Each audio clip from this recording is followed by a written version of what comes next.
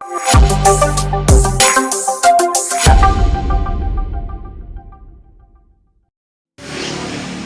Mass മോട്ടോഴ്സിൽ നിന്നാണ്. ഹീറോൻ്റെ destiny വണ്ടി general സർവീസായിട്ട് കയറിയാണ്. ജനറൽ സർവീസ്, ഓയിൽ ചെക്ക് ചെയ്തിട്ട് കംപ്ലയിൻ്റ് ഉണ്ടെങ്കിൽ മാറ്റാം, അതേപോലെ തന്നെ വാട്ടർ സർവീസ്, ഇത്രയും കേസാണ് മെയിനായിട്ട് പറഞ്ഞു ഞങ്ങളത്. അപ്പോൾ നമ്മൾ സർവീസുമായി ബന്ധപ്പെട്ട് നമ്മൾ വണ്ടി വർക്കിന് കയറ്റിയിട്ടുണ്ട്.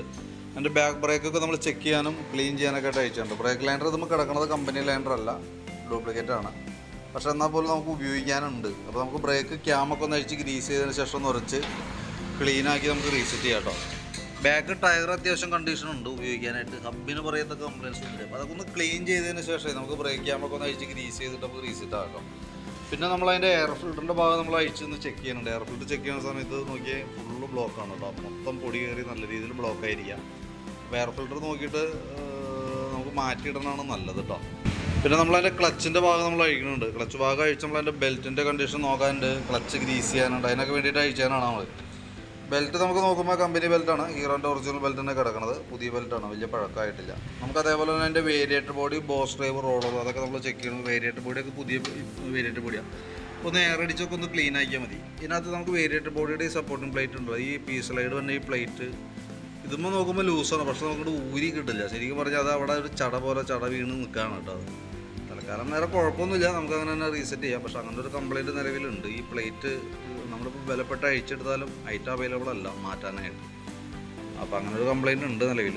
പ്രശ്നമുള്ള കേസല്ല, തൽക്കാലം അങ്ങനെ കിടക്കട്ടെ. പിന്നെ അതേപോലെ തന്നെ ക്ലച്ച് യൂണിറ്റ്, ആ ക്ലച്ച് പുള്ളി വന്ന ഭാഗം നമ്മൾ ഫുള്ളായിട്ട് അഴിച്ചൊന്ന് ഗ്രീസ് ചെയ്യാനുണ്ട്. ഇവിടെ നമുക്ക് അതിൻ്റെ ചെറിയൊരു തുരുമ്പൊക്കെ കാണിച്ചു തുടങ്ങിയായിരുന്നു. അപ്പോൾ കൈയോടെ തന്നെ നമ്മളത് ഗ്രീസ് ചെയ്ത് റീസെറ്റ് ആക്കുന്നുണ്ട്.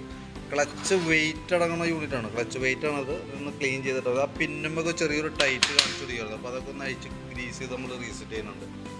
പിന്നെ നമുക്കിപ്പോൾ എയർ ഫിൽറ്റർ മാറ്റുമ്പോൾ ആ കൂട്ടത്തിൽ കൂടെ നമുക്ക് പ്ലഗ് മാറ്റിയിടണം കേട്ടോ. കാരണം എയർ ഫിൽറ്ററും പ്ലഗും കൂടി ഒരുമിച്ചാണ് മാറ്റേണ്ടി വരാം. സെക്കൻഡറി ഫിൽറ്റർ സ്പോഞ്ച് മോഡലാണ്.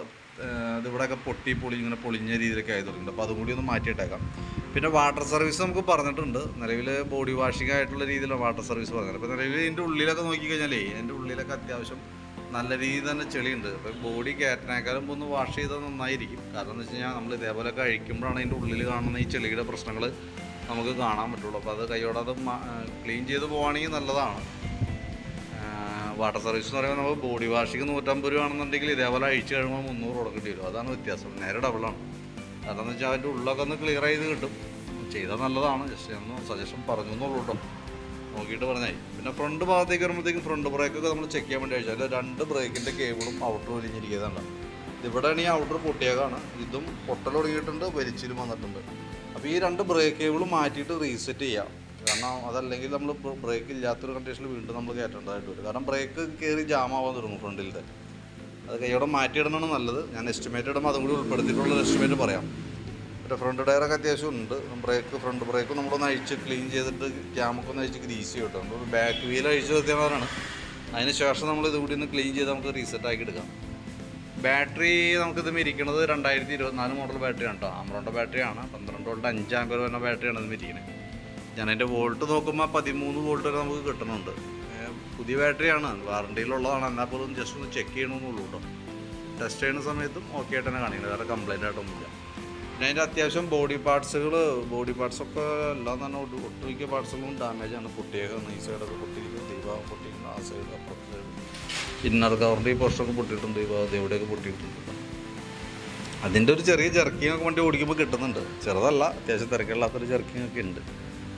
പിന്നെ അതുപോലെ നമുക്ക് അതിൻ്റെ എൻജിൻ ഓയിൽ നമ്മൾ നോക്കുന്ന സമയത്ത് ഓയിൽ ലെവൽ കുറവോ കാര്യങ്ങളൊന്നുമില്ല. പക്ഷേ കളർ ഏകദേശം ഈ ഒരു കണ്ടീഷനിലേക്ക് എത്തിയിട്ടുണ്ട്. ഇത് നമുക്ക് ഇടയ്ക്ക് മാറ്റിയതാണെന്ന് തോന്നുന്നു. പക്ഷേ നമുക്ക് ഈ കിലോമീറ്റർ വർക്കിംഗ് അല്ലാതെ പറഞ്ഞേ കൃത്യമായിട്ട് നമുക്ക് അതിൻ്റെ ഒരു കിലോമീറ്റർ ബേസിൽ നമുക്കത് നോക്കാനായിട്ട് പറ്റാത്തൊരു കണ്ടീഷനാണ്. മീറ്റർ കംപ്ലൈൻ്റ് ആണ്. അപ്പോൾ അതിനകത്ത് ചെയ്യാൻ പറ്റുന്ന ചിലപ്പോൾ നിലവിലിപ്പോൾ ഓയിലിൻ്റെ കളർ ഇതാണ്. നമുക്ക് ഓയിൽ മാറ്റി കളയുന്നതായിരിക്കും നല്ലത്. ഞാൻ ജസ്റ്റ് ആയിട്ട് ലെവൽ കാര്യങ്ങളൊക്കെ ചെക്ക് ചെയ്യാനൊക്കെ വേണ്ടിയിട്ടൊന്ന് അയച്ചാണ്. മാറ്റിയിടാണെങ്കിൽ അതാണ് ഏറ്റവും നല്ലത് കേട്ടോ. കാരണം എന്ന് വെച്ച് കഴിഞ്ഞാൽ ഓയിൽ മാറേണ്ട കിലോമീറ്റർ കഴിഞ്ഞിട്ടുണ്ടോ ഇല്ലയോ നമുക്ക് അറിയാൻ പറ്റില്ല കിലോമീറ്റർ വെച്ചിട്ട്. നമ്മുടെ ഓട്ടം കാൽക്കുലേറ്റ് ചെയ്ത് നോക്കണം. അത്യാവശ്യം ഓട്ടം ഉണ്ട് വണ്ടിക്ക്. കാരണം നമുക്ക് ആ എയർ ഫിൽറ്ററിൻ്റെ അവസ്ഥയൊക്കെ കാണുമ്പോൾ നമുക്ക് അങ്ങനെ തോന്നുന്നു. നോക്കിയിട്ടൊന്ന് പറഞ്ഞാൽ മതി.